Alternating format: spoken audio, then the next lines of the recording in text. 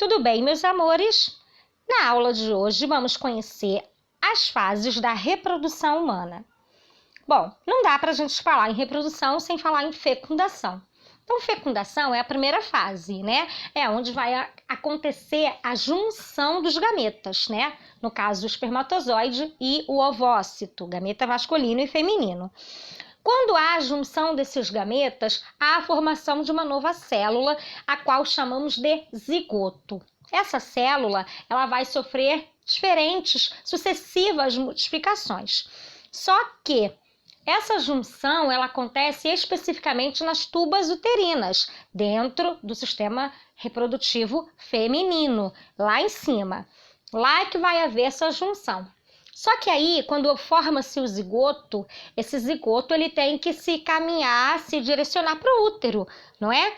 Não é o útero que é o órgão que vai abrigar, proteger e fazer com que esse bebê se desenvolva, esse embrião se desenvolva. Então, quando o zigoto se direciona para o útero, acontece então a segunda fase, começa-se a segunda fase, que é a fase de nidação. O que seria a nidação? Nidação nada mais é do que a fixação deste zigoto à parede do útero, né? Aquela camada lá que fica espessona, que nós chamamos de endométrio, né? Então, o que acontece? O endométrio fica lá espesso, bonitão, porque é bem vascularizado. Esse zigoto chega no útero, ele procura o quê? Esta camada, esta parede, que é o endométrio. E ele, entra ali, se aloja, se nida, se fixa ali. Isso é a nidação. A partir dali, ele vai começar o processo gestacional de fato, porque ali ele está seguro, protegido e começa-se então o desenvolvimento embrionário, que dura aproximadamente 42 semanas. Meus amores, a gente está falando de média, né? Cada gestação é uma gestação particular.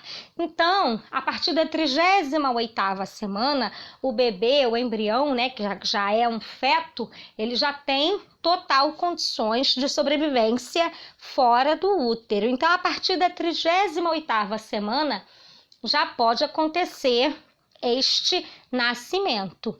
O que não pode acontecer é passar da 42ª semana. É como se a semana de número 42 fosse o limite.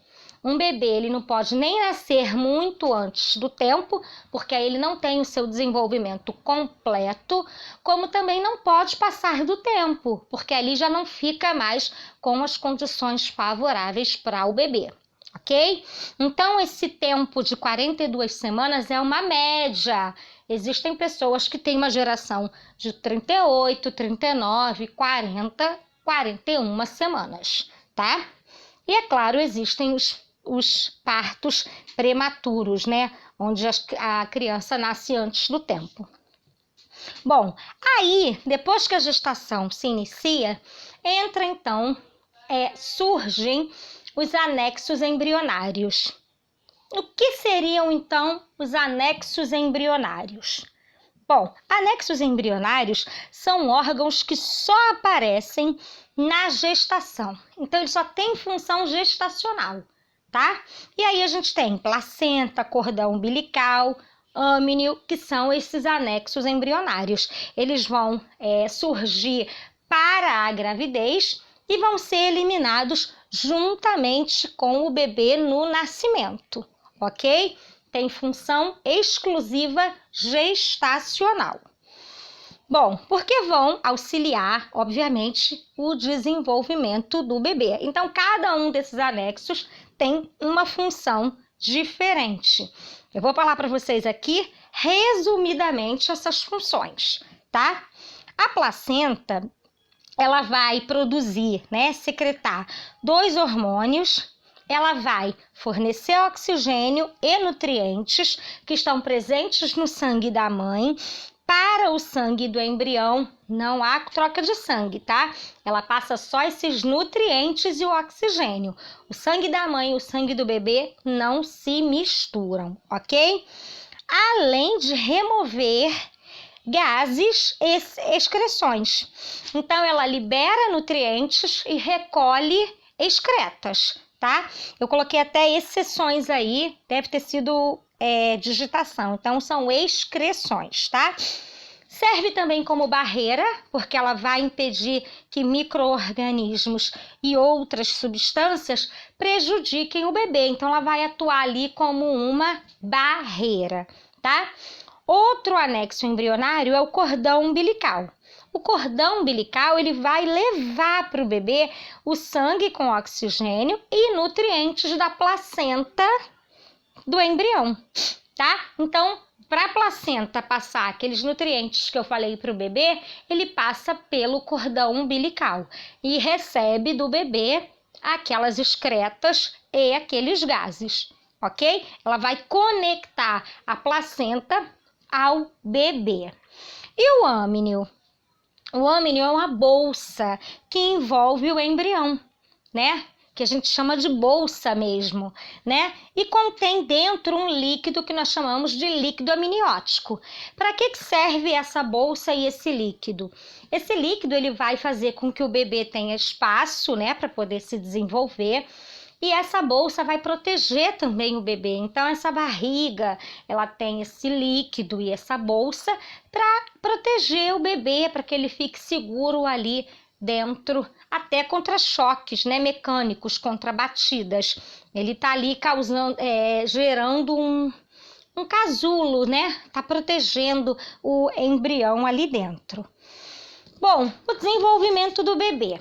Essa imagem nós encontramos no livro de vocês, na página 310, e aí nós temos desde o zigoto até, prestem atenção, ele vai até a 40ª semana.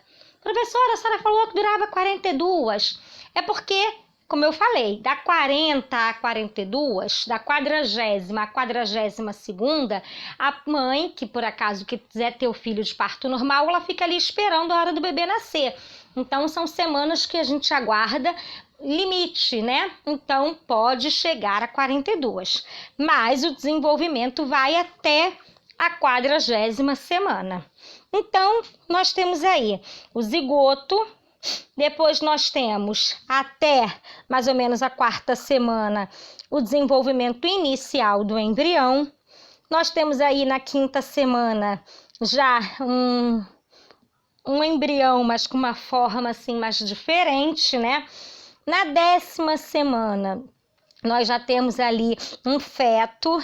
Na 20ª semana, a gente já tem parecendo um bebezinho, mas ele vai ser feto até o nascimento, tá? Então, aí, nós temos como ele fica dentro da barriga, dentro do útero desta mãe, ok?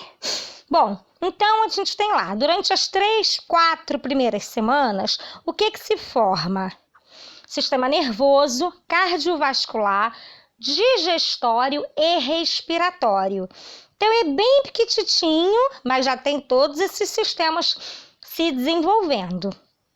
Na 8ª semana, nós temos o encerramento de fase embrionária, ou seja, ele deixa de ser chamado embrião e passa a ser chamado feto. Então, até a 8ª semana, ele é chamado de embrião.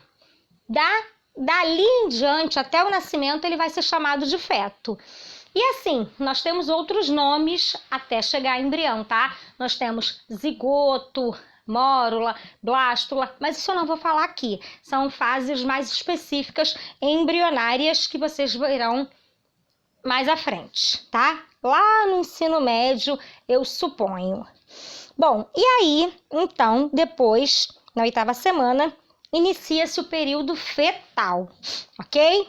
O estágio fetal, já o feto, né? Eu ia falar embrião. O feto, ele já tem uma aparência humana e os primeiros órgãos formados, assim como os músculos, tá? Vai formando aos pouquinhos, por isso que é necessário que a gestação ocorra completamente, para que todo o seu desenvolvimento aconteça completamente.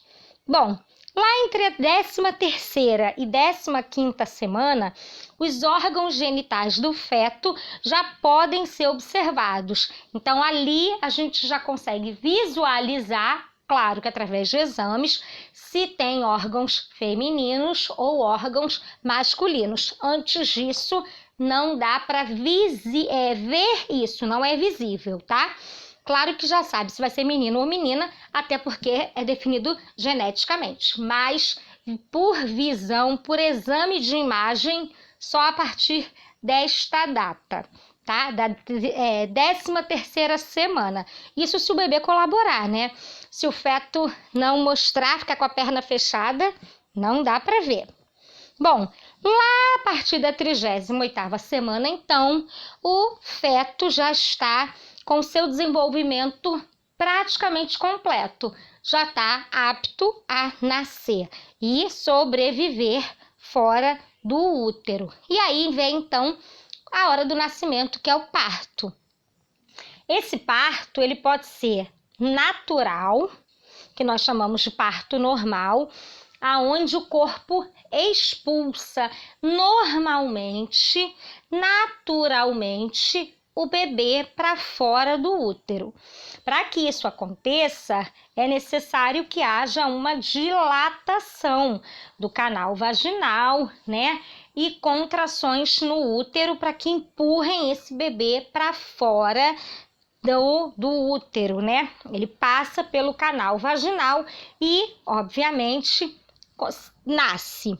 Mas nem todas as mulheres têm essa dilatação suficiente, então necessita-se fazer uma intervenção cirúrgica, que é o que nós chamamos de cesariana. Na cesariana, o bebê não vai nascer pelo canal vaginal, porque ela não vai ter essa dilatação, né? Não vai abrir o canal suficiente para que passe o bebê. Ela vai precisar fazer uma incisão, um corte na área pélvica para retirada do bebê, ok? Algumas mulheres optam sem precisar esperar as contrações, o parto normal, pela cesariana. Outras mulheres optam pelo parto normal, natural, e aguardam que entre em todo o trabalho de parto. Existem mulheres que optam e que não conseguem. O importante é que seja a melhor condição para a mãe e para o bebê. Não é viável colocar nem a mãe, nem o feto em situações de risco. Então, às vezes, a mãe precisa sobrepor aquela vontade pessoal para valer a vontade médica, né? A saúde do feto. Então, às vezes, aguardar um parto natural, a criança pode entrar em sofrimento dependendo do tempo deste trabalho de parto, né? Então, opta-se por uma cesárea, tá? Cesariana. Esses são os dois principais partos. Aí existem outras modalidades de partos naturais, né? Tem pessoas que têm parto na piscina, né? Numa água. Outras pessoas são aqueles partos humanizados. De todo jeito, a melhor escolha é aquela escolha, novamente, que vai fazer bem à mãe e ao bebê, mas tem que conversar com o seu obstetra, com o médico responsável pelo acompanhamento e nascimento desse bebê, tá? Então, assim, existem várias opções. Essas são as opções mais comuns, que são o parto natural ou cesariana. E, novamente, no natural existem várias variantes. E, obviamente, como a gestação necessariamente precisa ser acompanhada por um médico, essa decisão do parto também tem que ser discutida com o médico ou médica desta gestante, tá? E aí nós encerramos as fases da reprodução humana. Qualquer dúvida que vocês tenham, tiraremos no nosso encontro.